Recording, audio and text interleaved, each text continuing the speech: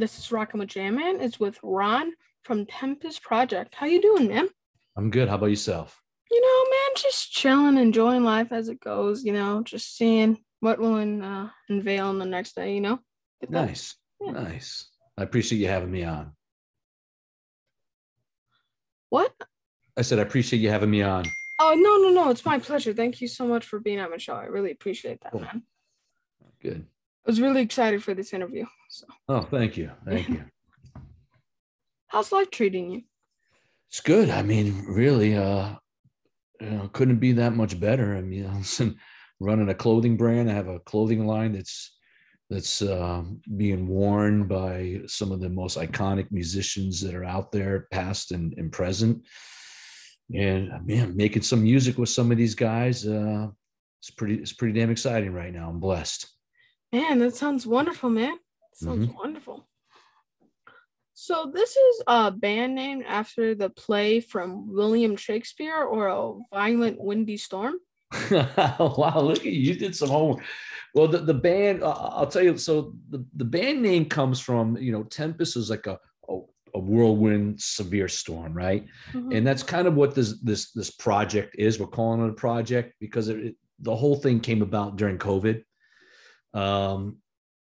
I've met the band members that are in, Will Hunt, the drummer from Evanescence, Kyle Conkiel, the bass player, Chris Kane, and Doc Coyle, the guitarist, all from those three from Bad Wolves.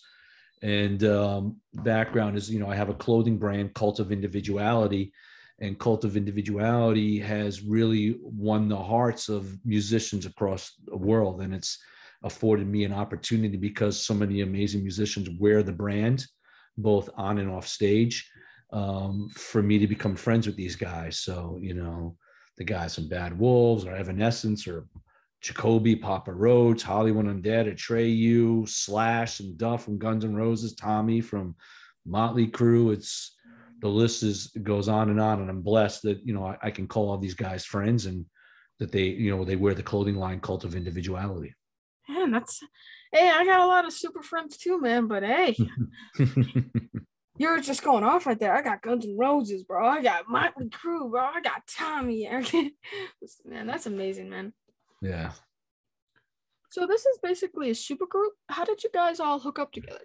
Well, during, like I said, I've been blessed to become friends with these guys because they're wearing the clothing line. And when COVID hit, I sat back for a second. I'm in New York City and everything's shut down. And like you're doing now, I decided to keep the clothing brand out in front of everybody, and connected to the music culture. I decided also to start doing my own podcasts during COVID, of which I'd bring 3 different people on per hour and talk. So I had a lot of these guys, Gavin Bush. I mean, just a lot of these guys all, on my podcast. And Will Hunt, who I've become friends with the last 8-10 years, he was on. We just started talking. He says, Ron, let's do a little something during COVID while we're all shut down. I'm like, what do you want to do? He's like, let's do a song or two. Let's do something. I'm like, well, what do you want to do? He's like, I don't know. Let's figure it out. Who else can we get to jump in and do this with us? And I'm like, he could have asked, Troy and Jen from Evanescence, or there was a lot of people. So I said, let me reach out to my guys that I'm friends with at Bad Wolves and see if they have some time and what's going on. So I reached out to Chris, Kyle, and Doc, and they said, yeah, we're down. So we just kind of started spitballing, what are we going to do? Bad Wolves, of course, they really exploded onto the scene when they did the cover of the Cranberries, Zombie, which went multi-platinum. So we started talking about doing some covers, and I'm in a local cover band in New York, and one of the bands we cover is Tool. We do Sober and whatnot. So I said, well, I'm comfortable with that. Let's do that.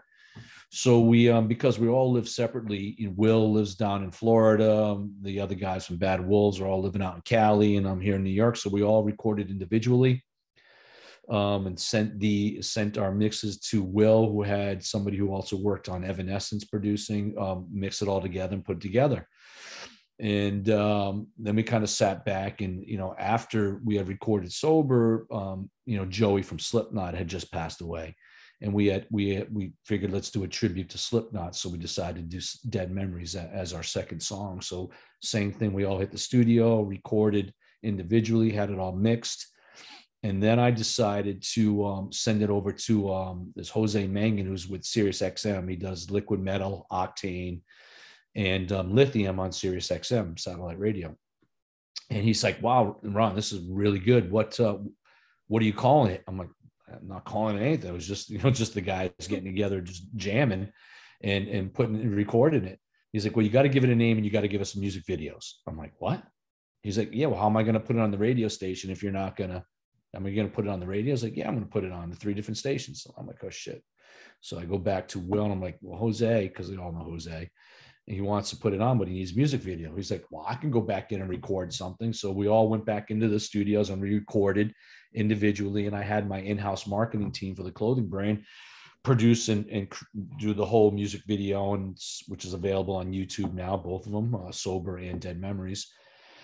And it came out good. So then Will Hunt, the drummer, went over to Tim, who's with Pavement record label, who represents Candlebox and Plush and his own band Soil and a lot of other bands. And he says to Will, "Well, wow, this is really good. What do you guys plan on doing with it?" And Will's like, "Well, what do you plan on doing with it? You're the record label." He's like, "Well, let's run with it. Let's promote this. Let's get some money behind this, start running it." And here we are, talking with your father, and Tim and Barbara at Pavement started getting all these interviews, and we started pushing both in the US and overseas. I mean, and it's kind of been off to the races. All of us are sitting back scratching our head, like, how did this happen? How are we getting actually charting on Billboard and getting some traction on Billboard when it was just a little COVID fun project? And yeah, it's kind of where we are at right now. And Will is still out currently touring with Evanescence, promoting their album, The Bitter Truth, and Bad Wolves is about to embark on their tour with their new singer DL, promoting their new record, Dear Monsters. So everybody's got other things that they're working on, and that's why we're kind of calling it Tempest Project. It's the whirlwind of artists getting together and having fun with no expectations. So you guys have been for a while. You guys have been friends for a while then, haven't you? Yeah. And it's funny because I never, I was friends with all these guys, but the connection was the clothing between us and them. That's how we met each other. And I had never actually been told anybody that I was in a cover band or that I could sing. I never, I'm hanging out with these guys. They're all professional musicians. I'm a clothing guy. So I never mentioned it. And it wasn't until about 5 years ago where my marketing team was like, "Hey, Ron, you need to get yourself an Instagram. You need to start putting yourself out there for people." So I started putting a little bit of my personal life out there with the cover band. And that's where these guys were like, "Dude, you can sing. Well, how come you never said anything?" I'm like, "Because I'm not a musician. You're a musician. I'm a clothing guy." And that led to where we're at now. We'll say, "Dude, you got some pipes. Let's do something. You sing and let's do something." So yeah, it's kind of like the same with me. Like my dad was like, "You can talk maturely." Mm-hmm. Why didn't you say anything? Because I didn't think about it. Mm-hmm. Yeah, you definitely carry yourself as a much older person. How old are you? 10. Yeah. You definitely carry yourself in a very mature way. Very good. Impressive. I love your cover of Sober, but I would love to hear you do either 46 and 2 or Yolan OG. Yeah, I would love to do both of the songs. They're both incredible, long songs, incredible. I'm actually seeing Tool tomorrow night. They're playing about 15 minutes from my house, so I'm excited to go see them for the first time. I think a lot of people have been asking, what are we going to do? We did the 2 covers, and what's that going to lead to? Chris Kane, the guitarist in Bad Wolves, he keeps mentioning let's do something original. Let's throw one out that's original. So I know as they're going on tour and Will's out on tour, I think they're exchanging riffs and things right now to work on one original song. And there might be some other covers too, but I think the question that I've been asked most is, all right, that you guys sounded great, sounds really good. Do you have plans for an original? So I think that's probably the next step before we do another cover. Did you know that the guys from Tool were originally in Green Jello? Did you know that? Nope. No. Wow. Yeah. You are definitely a student of music. Hey, I Wow. grew up in one. Yeah, for sure. That is Maynard on the Little Pigs. Your cover of Slipknot's Dead Memories is just a perfect tribute to Joe. It just was. Thank you. Yeah, it's we just thought with him passing, it was a perfect song to do. I had never sang any Slipknot songs in my life, so that was the first time. But Will as a drummer, I think we really did Joey justice, and the way he went in. I mean, he's phenomenal and did an amazing job. And again, there's that unconventional solo that's in there that Chris Kane really nailed as well. So we tried to stay musically as close as possible to the original. Obviously, vocally, my vocals are a little different than Corey Taylor's. So that, of course, that was a little different, but we had a lot of fun with it. Did you know him? Corey or Joey? Joey, no, I never had the opportunity to meet Joey. Corey, I do. I've met Corey, but never met Joey. I think Will has, though. Will? Okay. Mm-hmm. What made you want to put out 2 songs at once?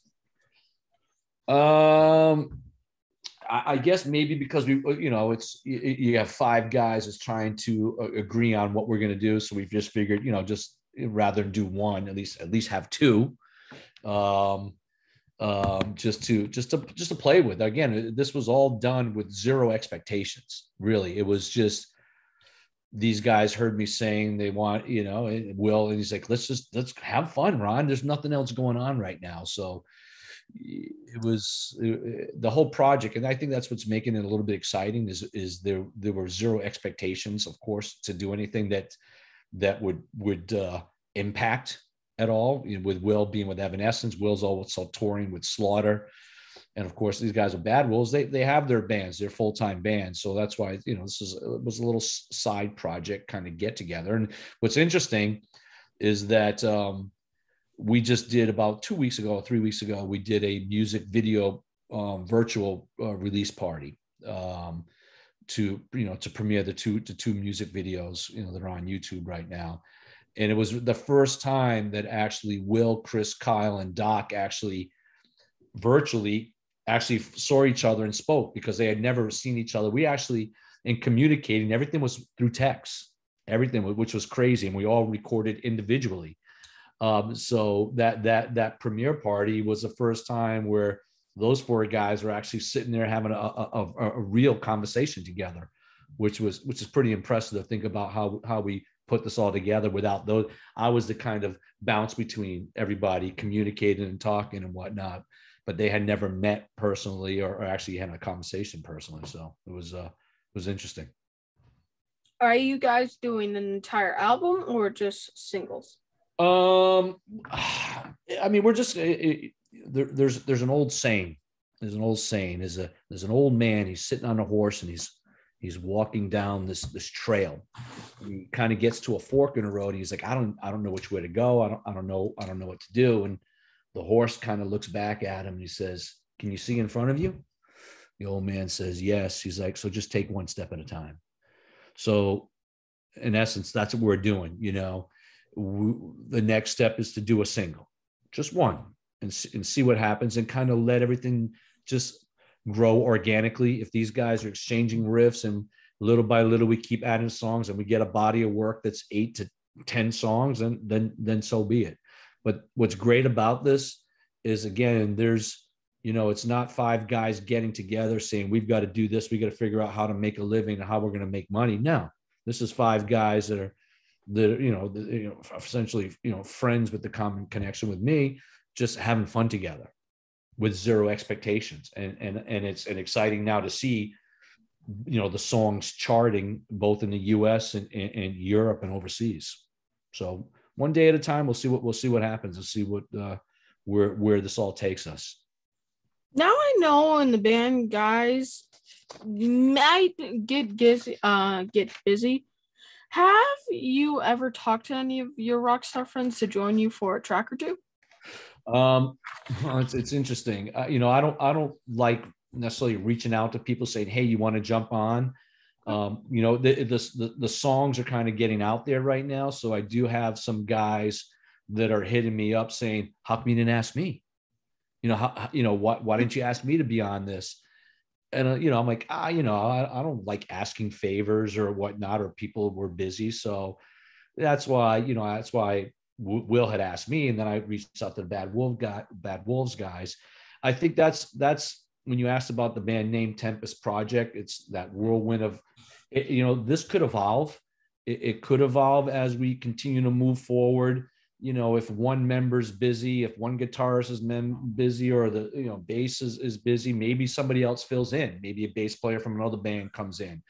Because so many of these guys that we're friends with are guitarists. So there could be, that's why it's Tempest, Tempest, but it's being referred to as Tempest Project. It's a project. It's an evolving project. It's evolving things. So there could be pieces kind of sliding in, sliding out, creating hopefully what will be one full body of work. Like you said, 8 to 10 songs. Who was someone you would love to be a part of this project? Wow. Well, I'll tell you what. I mean, I'd love to have Slash. I'd love to have Slash, playing guitar, in the band. Will and Tommy are friends. I mean, I'd love to have Tommy from Motley Crue, slide in on drums one time. Could be cool. I mean, so many amazing musicians. I mean, I'd be blessed to have any of these guys that I'm able to call friends now, slide in. So it's, but as a legend, I think Slash would be phenomenal. Okay. Phenomenal. Yeah, that sounds amazing, man. Slash. Mm-hmm. I think it's crazy the way you can copy these rock stars' voices and just sound just like them. Well, like I said, Corey was a little tougher for me. But Maynard definitely comes a lot more easier in my range. But that's for me, that's been a blessing with the cover band that we have called Fools for Kings that I have in Long Island. That's for the last 6 years. We do Metallica, Pearl Jam, Stone Temple Pilots, Nirvana, Smashing Pumpkins, Tonic, Fuel. We do everything. And that's been one of the compliments that I've gotten. They're like, wow, you can morph your voice to a lot of these artists and sound very, very similar to them, where it almost led me to not really know what my true voice is.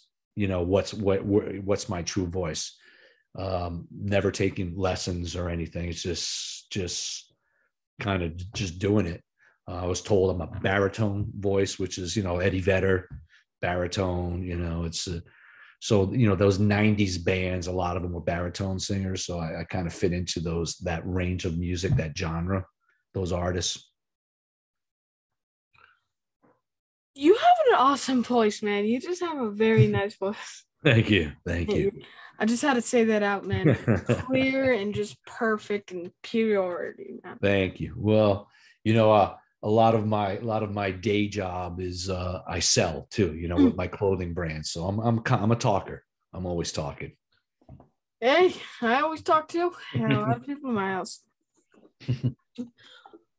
Would you ever do any classic rock stuff or just more present day? Well, it's funny you mentioned that because talking with a couple of friends who are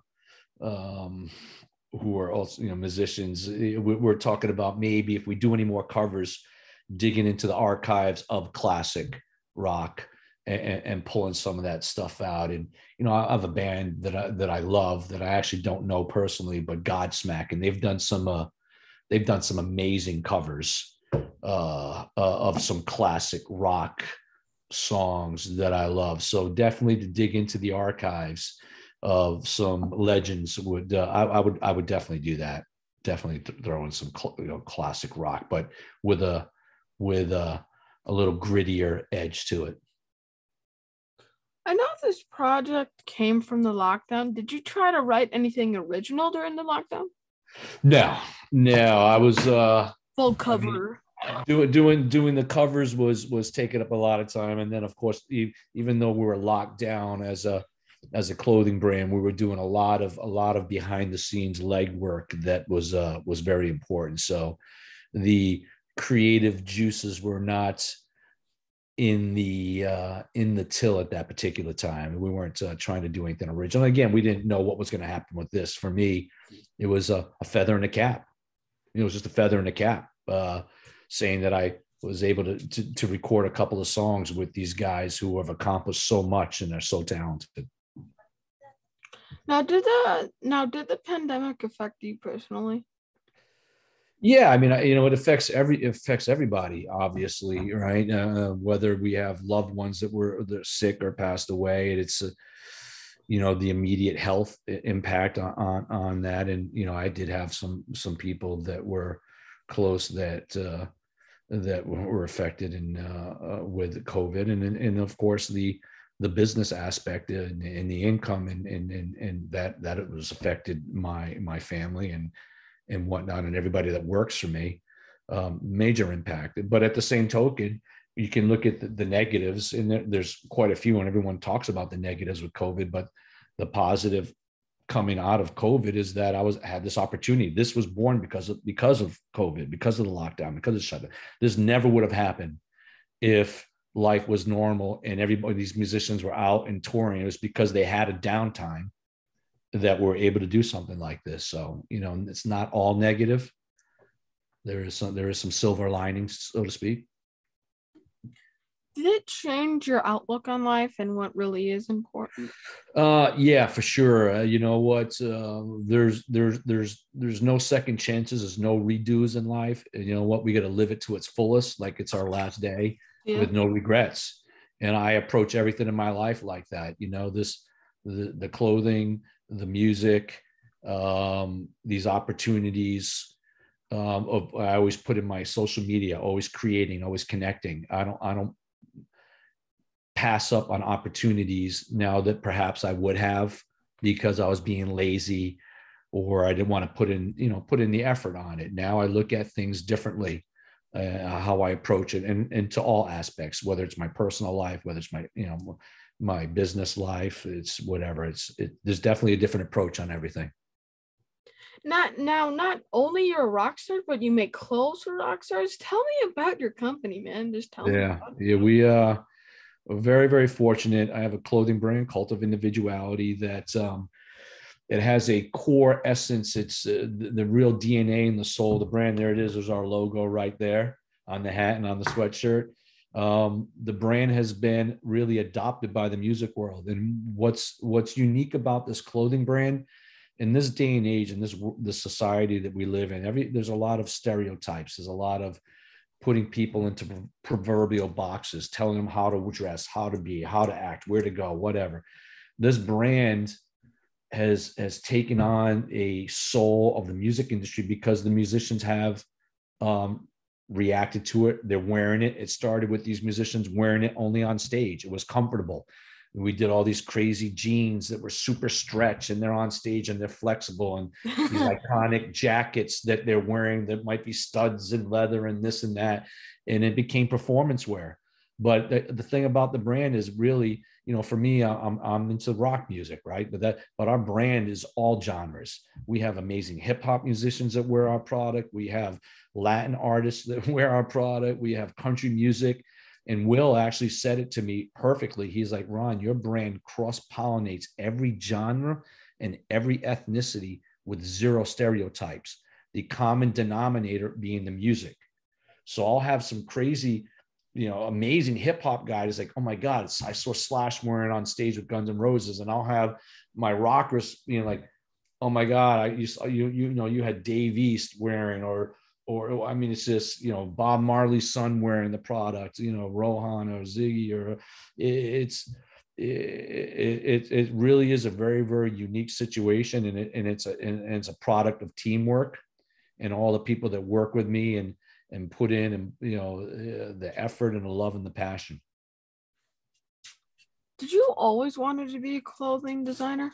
No, I actually wanted to be a marine biologist. Wow. So I love the ocean.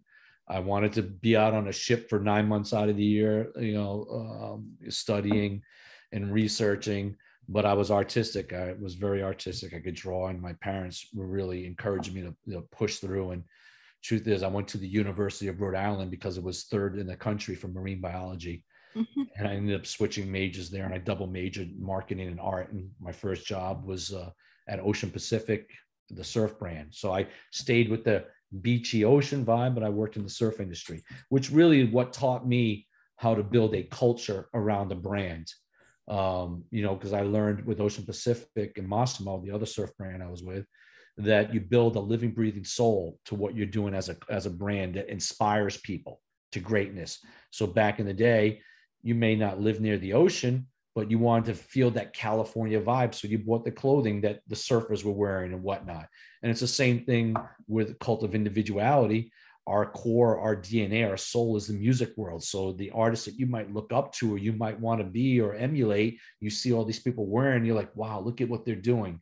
And we do so many different things with, concerts with these guys and different things. It's just the whole music community is part of what we are as a brand. And that's what people resonate toward. And then, listen, you might not be able to afford a jacket or a pair of jeans, but you can buy a hat, you can buy a skateboard deck, you can buy a candle. I'm going to be doing hot sauce. We do beer. We do sunglasses. We do slides, towels, bathrobes. We do everything. Man, I guess just in another universe, in another world. Are you happy what turned out, or you? Listen, I'm happy. I'm blessed. I'm fortunate, and I wouldn't be able to do any of this without the support of my family, my wife, my kids being there, because people say, what's your advice? It's an emotional roller coaster ride. And, anything that you're putting your passion, your heart into, if it's fashion, if it's music, I think the two go hand in hand, really, throughout history. They've gone hand in hand.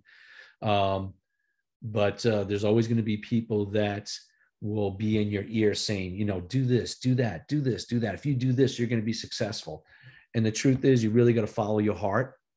You got to take in this advice that you hear from people, and you got to funnel it and figure out what works for you, because what works for other people isn't necessarily what's going to work for you. You have to let your inner creativity come out and stay true to it.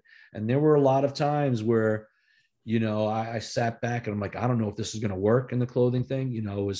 Business was tough, or things were slow, and the perseverance and the support system and the work ethic stayed with it and powered through. So were you? I was gonna ask another question, but I knew you are. I'm sorry. Go ahead. But it was something that wouldn't make sense. Okay. Yeah. Sorry. No worries. I've been doing stuff with my jean jacket, and everybody keeps saying how cool it is. You wanna see? Yeah, let me see. Let's see. We're doing a lot of pins and stuff, putting in a lot of Christmas. This is and all these guys and all this right here. This is wow. Yep. Wow, that's really cool. Very cool. Thank you, man. I really appreciate that when I see something like that, mm-hmm. that's individuality right there. That's creativity. And that's what we want to encourage with people. Just make it your own. All of us could wear that same jacket. I saw that was a Levi's jacket. We could all wear the same jacket, but it's how we style it, how we let our own creativity that comes out is what makes it special and unique. And I like that you did that, because again, so many people fall to the pressure of trying to fit in or trying to do what they, other people think they should do, or telling them they should do. Just be yourself. Just be yourself. And when I see things like that personalized, that customized, that makes me happy. Now, it would make me happier if that was a Cult of Individuality jacket and not a Levi's jacket, but it's okay. We'll have to fix that. We'll have to get you a Cult jean jacket. Sorry, man. I didn't mean. I'm just kidding. I'm joking with you. I'm giving you a hard time as well. What was the first thing that you ever made that made it into a store? Well, I started with jeans. I started this brand with 8 different styles of jeans. It was 4 boot cuts that kind of flared at the bottom, and 4 relaxed fit, kind of loose fit jeans. That's what I started it. That's how I started this brand. It was 8 different washes. And that's what got in there. What really started to separate the brands, and it's interesting that you pulled out your jacket, were really the jean jackets for us, because I treated it as a palette, an artistic palette. We do things on our jean jackets with pins and patches and embroideries and appliques and, you know, all different things. And we started to treat it, our jacket looked like a do-it-yourself, which is what your jacket is there, a do-it-yourself type of piece, one of a kind. And then that's what people really started to like. So that was really the jean jackets, and our outerwear pieces really started to separate us from other people, because there was a lot of depth and whatnot to them. Now you are like the guy to go for rock stars to wear on a stage and like that. About how did you become that guy? How did you become it? Good question, actually. Originally, I started doing a lot of what they called gift lounges. So I was at the Rock and Roll Hall of Fame several times backstage. So they have these things called gift lounges, where there's different companies that have products that set up backstage, and the celebrities that are going to these award shows will go backstage and get free gifts. So they would come back, and I started meeting people backstage, all these different artists. And then I gave them jeans or t-shirts or hats, and they start wearing them about. And then it really started spreading word of mouth. Just like if you hear a great song, you tell someone, oh my God, I just heard this song by so-and-so, check it out. You told them about it, then they heard it. Same thing when all these artists are on tour and they're out on stage and they start seeing these jeans and things like that. People start asking them, and, you know, I'll get a text from somebody and they say, hey, so-and-so is on tour with us. They've been seeing us rock in the last 4 cities. You know, your gear, they like it. You know, they're interested. You want me to introduce you to them? Yep. Yes, sir. Introduce me. So it just started spreading word of mouth. And the biggest compliment I could actually get for the product, and I think that's why we've been able to survive the roller coaster ride of fashion for 12 years, is the quality. People say we have amazing quality, and it stands the test of time. So when I hear, thank you, Ron, the quality is amazing, that's what makes me smile. I seen you got some Motley Crue stuff on your side. Are you making some stuff to wear on their upcoming tour? Well, no, it's not stuff that they wear. What we do is I do collaborations with artists. So because we're in the music world, right, I try to dig in and do license deals with heritage brands, or, you know, legends. So one of the first collaborations I did was actually with Bob Marley. Licensed that. We did capsule collections, and we treat these capsule collections it's not just here's a t-shirt. You know, you can go into any store and see a licensed t-shirt of a band, but we'll have t-shirts, but we try to create limited edition pieces that become collector's items. So if you look at the Motley Crue, which we licensed, that we have some killer jean jackets that have leather sleeves that zip off. We have the leather jacket with the zebra stripes and the patches, and there's sweatshirts that have the little on the aux cords, the metal cords, you push it, you punch it into the amp. So we put a lot of details into the product that are like, wow, you know, I'm going to keep this. I'll have this forever. It's a collector's item. But we do that. We have Motley Crue this season. We have Pantera this season. We have Public Enemy this season. Naughty by Nature we did as well. And I just finished designing a capsule collection, which we just started to pre-sell. We're doing the Sex Pistols. That'll be available in August. That's actually on my jacket, that Sex Pistol thing. Sex Pistols, yeah. So we have a killer capsule coming out for the Sex Pistols coming this fall. So yeah. Man, you're just naming a whole bunch of famous ones, man. You're just like going off, man. Pantera. So it's amazing, man. You have such a cool life, man. Thank you.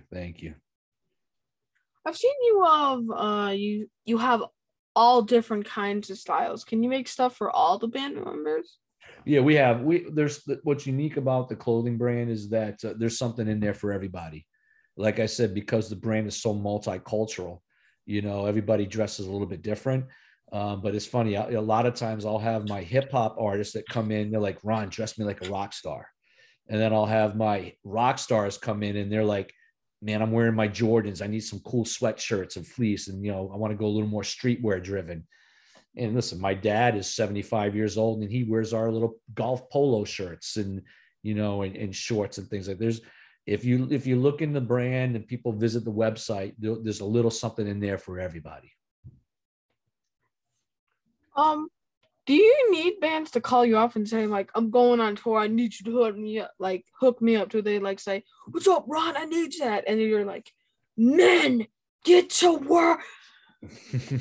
Yeah, I get texts every day, probably 10, 15 texts a day saying, hey, I saw this new gear on your website. I'm heading out next week. Can I get a few things? I'm like, yeah, man. Yeah, let's go. Let me know what you want.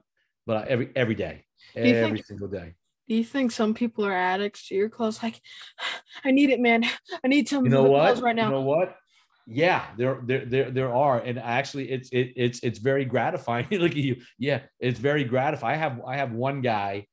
He literally owns every single piece of clothing we make. He's a tattoo artist. Oh, God. And he owns every single, and his wife is getting mad because of course every couple of weeks it's $3,000, $4,000, $5,000 he's spending. He's like, I have to have it. I have to have it. He buys everything. So, but you know what? That as a musician, if you're a musician and you're doing songs and someone keeps playing your song and they love you and they come in to see you and it's the same thing with clothing. If you've impacted, if the message of what you're doing is impacting people, then you're doing something. You're doing something well, and it's gratifying to see that you inspire people. And that's another tagline I use on my social media: inspire people to greatness. Inspire. How do you enrich people's life? If the clothing's making them feel better, and they're part of a culture and part of a community, and I think that's what happens. People see all these musicians that they love and they see them wearing the product. They're like, wow, I want to be a part of that community too. So I'm going to get a hat or I'm going to get whatever, so I can be part of that group of people that I listen to and that I love wearing the product. I'm just happy for the guy. I can't control anybody's lives. It's just that I just hope he doesn't go broke with all the things. Does he ever go like this to you? Like, no, look at me. Yeah, I do say to him, I'm like, listen, you need to be careful. Your wife is going to get mad with all these boxes that keep showing up from Cult. He's like, that's why I work hard. I work hard for my play money. And that's part of my play money. I'm like, okay. Okay. So does he like, does like on a holiday, if he has like a really big pay, does he go like, payday, give me all the clothes you got? I think your impersonation is probably pretty close to how he is. Yeah. Maybe every once in a while I'll send him a discount code so they can get what we call our an artist discount code, like so that he's not getting in trouble with his wife by buying too much. So do you give him like a 50% off, or you give him like a... Exactly. Yeah. Oh, okay, man. I guess I'm the guesser today. Have your clothes been any movies yet? Yeah, we I mean, I've had Vin Diesel wearing stuff. Colin Farrell wearing. Josh Duhamel was married to Fergie, wearing stuff in movies. Chris Pratt wearing jeans in movies. Not only movies, but just different television series that are out there. Power, True Blood, a lot of different TV shows. Man, movies. Now I'm sorry, man, but now you got that song stuck in my head.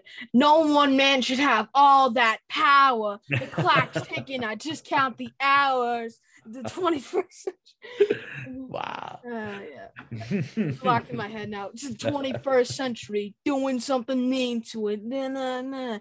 Okay, now I don't know that much, but I do know sometimes. I know the beginning. You seem very well balanced and rounded with your music selection as well. Yeah. Hey, I know all the music all around, man. Hip hop, pop. That's good. Funk, stuff like that. Do you have any Tempest Project merch yet? No, and everyone's asking. Everyone says, So I'm sure you guys are gonna have some great merch for Yeah. Tempest, right? Because you're doing the clothing. I'm like, yeah, I'm actually getting ready to go into my design cycle right now, where I lock myself for 2 months into the studio and start designing we actually gonna start working on spring 2023 is what I need to start working on. So we're in spring 22 right now, but I got to start designing spring 23 collections. Hey man, it's like me when I'm doing my research. I just grab some water, some pop, and just lock myself in my room for an entire day and just go. Just get some. Yeah. So all right, so here I got a question for you.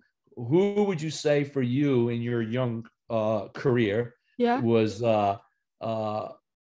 the best interview you've had from a musician that you're like, wow, that was awesome. I can't believe I got to interview this guy or girl. I think it would be it could be you because this all right. So aside from me, let's pull me out. And I got like numbers of people. I loved Bumblefoot. He was such a nice guy. Yeah. Twisted Sister, JJ French. The guy from it was that Christian Click Click Boom. It was the drummer from Click Click Boom. Yeah, that I forgot the band. I'm sorry, but Saliva? Was it Saliva? Yeah, Saliva. Yeah. Just a lot of amazing people. I don't really know if I think you might be my favorite. You've been like the nicest and the funnest. I kind of also take the small ones to hearts, like some bands. I'm sorry, but I forget their names sometimes. But Trick. Listen, I was just on another interview, and the guy was asking me, he's like, so if you could be in a room for 24 hours with a musician, who would it be? Who would be the next artist you would have on a Tempest project? What song would you see defines your life? And I was like, wow, these are some deep questions. That's deep questions. There was Ireland. There was just an Ireland radio station that I just did an interview right before this one. How about me? Did I get any deep questions? Yo, no, you listen. I like your questions, because you did a lot of research, and you were going in and that. Those 3 questions at the very end of that last interview, that they were intense. They were intense. I mean, how would you answer that? What song defines your life? What song? That's a deep, hard question to answer on the spot. I have a lot of people that I do like with the interviews, but I think I really take every interview to heart. Yeah, absolutely. Each one's different and unique to themselves, and exactly, that's a good answer. Every one of them is good. Yeah, because the small ones could be rising right back to the top. They could be rising. Here, I'll give you a little. Here's a little lesson. So it has to be earlier on. So if I started Cult in 2009, somewhere early in there, I was somebody reached out to me. They were styling Justin Bieber early in his career. Wow. When he was like, and I passed because I sat back for a second, and I'm like, yeah, I'm not sure that's the demographic, what I'm trying to go for, because he was young, right? He was young, and I wasn't listening to that music, so I passed. And now, shame on me for passing. Another one, I was asked to be the stylist for Miley Cyrus way back when, for her 16th birthday, out in LA for her birthday party, for an event and clothing, doing stuff for it. And I passed on that because I'm like, Miley Cyrus, Hannah Montana. I'm like, now that's now Disney. Now that's not. Shame on me again. So I'll never make that mistake again. I'll never make that mistake prejudging, because you said it. You never know who could be where in life people are going to go and what they're going to do and what to accomplish. So keeping that open mind, like you said, and treating each one, you treat everybody with respect, and each one and the opportunity, and just be fortunate for that opportunity you have. I will never make those 2 mistakes again. And they were all made, I think, probably in the same year, as I was trying to figure out me as a designer, where I was going as a brand, and what the DNA was. Not having all the answers, I made some decisions that weren't the right decisions, and that's part of the learning process. Yeah, man. It's just like it's kind of like a 50-50 chance when you interview a small band. You don't even know what could happen. They can be smaller. Sometimes they can be they can be at the top. Justin Bieber became like one of the best selling artists. Exactly. And Miley Cyrus is just like known in everybody's brain now. Yep. So shame on me back then. So I learned from those mistakes and move forward. Hey man, everybody makes mistakes in their life, even big ones. Yep. Don't shame yourself because of it. So I heard you're a big gamer. Is that right? Yeah. I like my Call of Duty. Oh man, that Call of Duty, man. What games you play, bro? I'm playing. I just immerse myself into Warzone. Oh my god, I'm a king. I'm not the best at Warzone, but I'm pretty decent at Warzone. If you want to play, bro, rock with J-Man, bro. What kind of class do you got? You got a bullfrog class?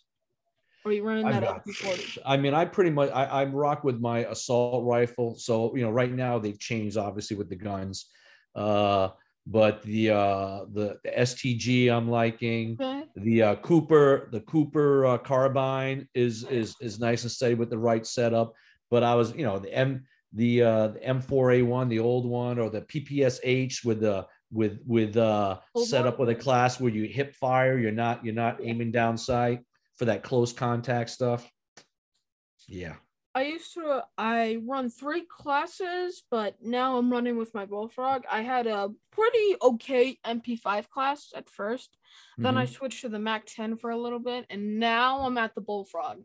Bullfrog's good, but if you're playing just the multiplayer and the regular standard maps, you can run a bullfrog the whole time. But when you jump into the war zone, you need to have a close, because that's close to mid-range gun, and I also have a shotgun. So, but those are both kind of close proximity guns. A shotgun. I need to have a range gun. You need to have at least one assault rifle class in there with your. I do have an AK-47 class. There you go, AK, and then you mix in your MP5 and your bullfrog with that, so you can switch long range, close range. I usually am aiming the bullfrog for like that speed damage, but I think I'm gonna go think what you said about it, and I think I'll move to the more damage thing. I'm making my bullfrog pretty powerful, like it hits pretty hard and it shoots really fast. So what do you got in there? The 85 rounds? 70, let's say 85 or 71 rounds. Yeah, I had to reduce that. That really was throwing me back. It like made it everything worse. Actually, I had to take it off, and everything was better for me. Actually. Yeah. Well, see, everyone's different with that. So, I play with a bunch of guys, and we run with our groups, and we jump in there, and that's my escape from reality. That's where I can decompress. And well, actually, I don't necessarily decompress because sometimes I get annoyed when I'm getting killed. But hey, how's talking? How's trash talking, bro? How's trash talking? How you deal with that, bro? How you do with that? I don't deal so well. You always get that. No, I don't curse. I don't curse at them. I curse at my friends all the time, but not the strangers, because I don't know how old somebody is sometimes, so I don't want to.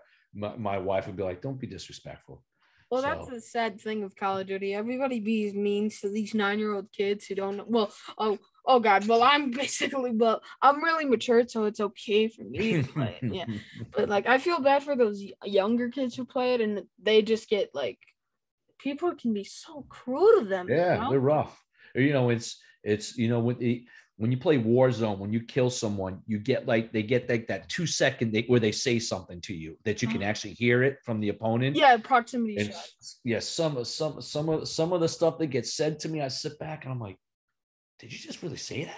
Yeah, everybody like just say that to me. People call you like an N-word or it's all you. Your mother's this, your dad's that, this, and they start. I hope your grandma dies in a fire.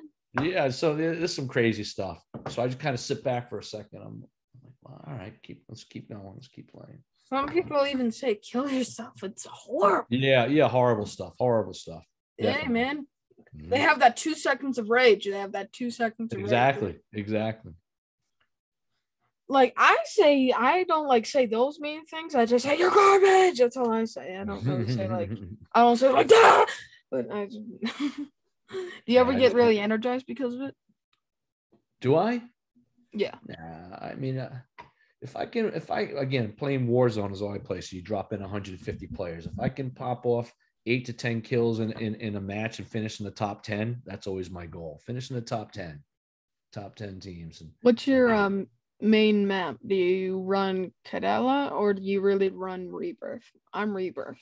No, I'm not playing. I'm playing. I go to the wars that you drop in the South, the big war zone. You drop in 150 players. I'm not really doing the Rebirth. That's on Alcatraz basically. Yeah. Rebirth Islands Alcatraz.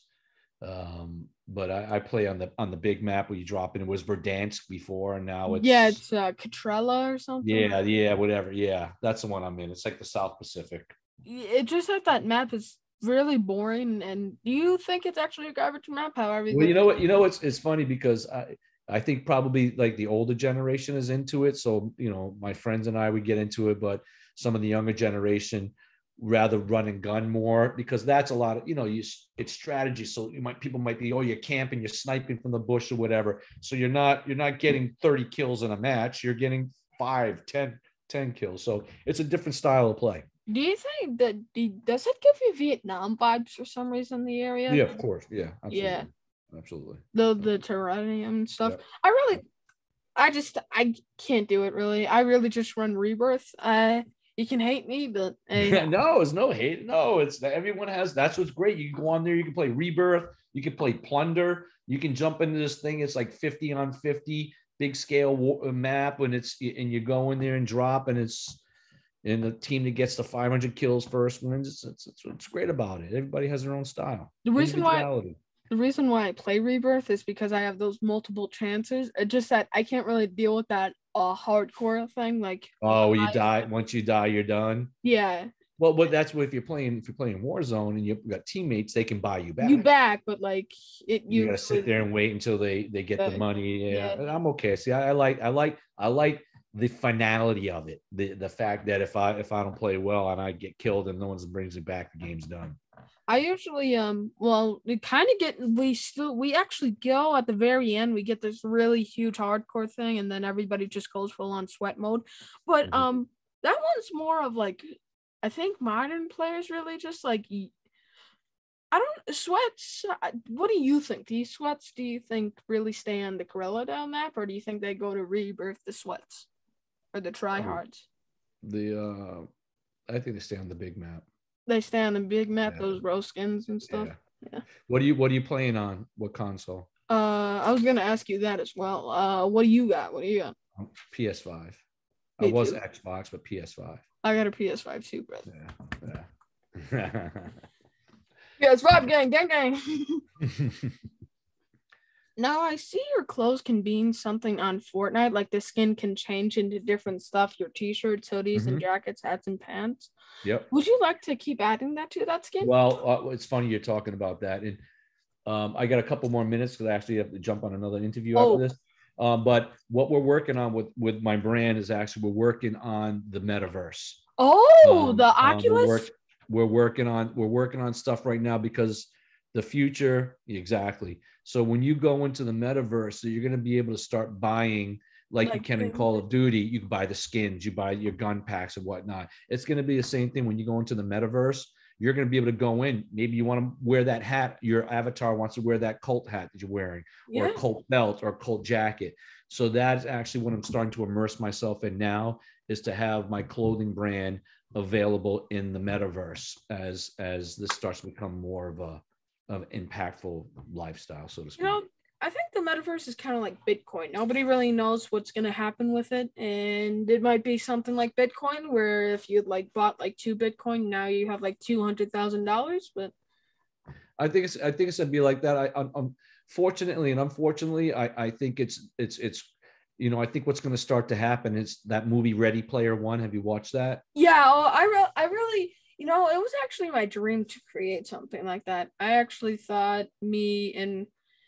I just thought I was going to be able to make it. I thought I had the power to, and I just I like the idea because fortunately you're young enough that you have a lot of time to immerse yourself into that. So I don't look at yourself as disappointing because you didn't, but it's going to. I think that movie that's going to be a reality, and I'm not sure I'm happy about it because I don't think I'm happy about people living in this. Yeah, I don't like those. I'm sorry for interrupting you, but I really don't like those hardcore ones. Like this is my virtual boyfriend. This is my virtual girlfriend. This is my virtual father. This is my dad. Yep. Well, it's crazy. It's crazy. But the thing about it that makes it appealing to a lot of people is you can be anybody in there.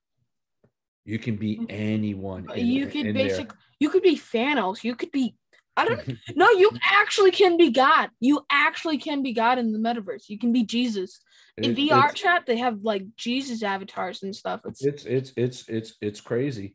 But also what's going to start to happen, even in the music industry, I'm talking to a lot of bands that are now starting to, they're creating this in the metaverse. I have somebody, Naughty by Nature. They created this whole recording studio, so you could go in, sit down in the studio in the metaverse, and actually sit with them, and you can record. So you could have your VR, you could have your set and record, and they could be doing things in the metaverse. It's insane. It's absolutely bonkers, man. Yep. It's crazy. How much time do we have left? Because I heard you. 4:57. I actually got to get off now because I have another one at 5 o'clock. Okay, I'm sorry, man. No worries. No, I've enjoyed the conversation. So you want to try to do a part 2 maybe next year or something? Absolutely. Okay. Let's definitely do a second one. Check in and see how developments are going. Absolutely. Would I have enough time to ask you like 5 questions? You got enough time to ask me. Pick your one question because I pick one great question you want to. What is your favorite memory from playing a show? From what? From playing a show. What is your favorite memory? For me, the biggest thing about playing a show or performing in front of anybody is to see their enthusiasm, their energy, to see how, they're reacting, the smile, to see people singing along with you. I think that's the greatest, to see people singing along and dancing, and how you can provide, whether it's a nostalgic moment or an escape from reality, escape from the stress, and they come out. That music inspires people, and to see people get into it, and to see, even with my cover band, you started playing as, it's 15 people, 20 people, then it's 80 people, then it's 100 people that are showing up, then it's 200, and to see it grow, and again, word of mouth, and it's just that smile, and to see crowds of people dancing and getting mosh pits going. That's my. Wait. 2 things real quick. How do my followers follow you? How do my followers follow you? How do my followers follow you? Where they can support you, buy your stuff? Okay, they can follow.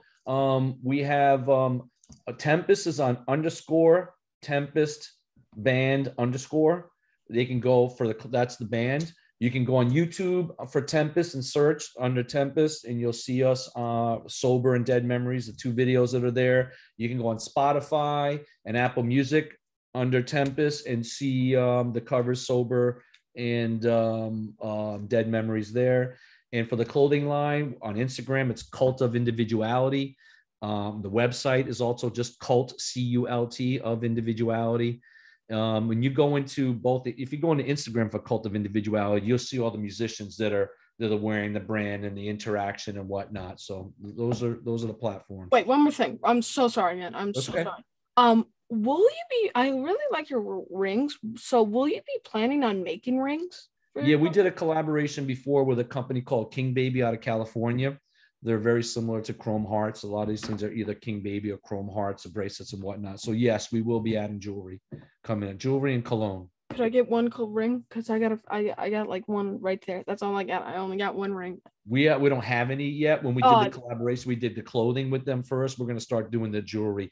Listen, I don't want to be rude. I'm so sorry, man. I am so sorry. No worries, man. It was a great conversation. Yeah. I appreciate it so much. Keep up the great work. I love to see young people getting in there, passionate about music. Well, thank you for being on my show. The next time we talk is at the backstage of one of your shows. I am so sorry for keeping you waiting. No worries. I'll see you, man. All right, be well. Thank you so much. See ya. Bye. Bye.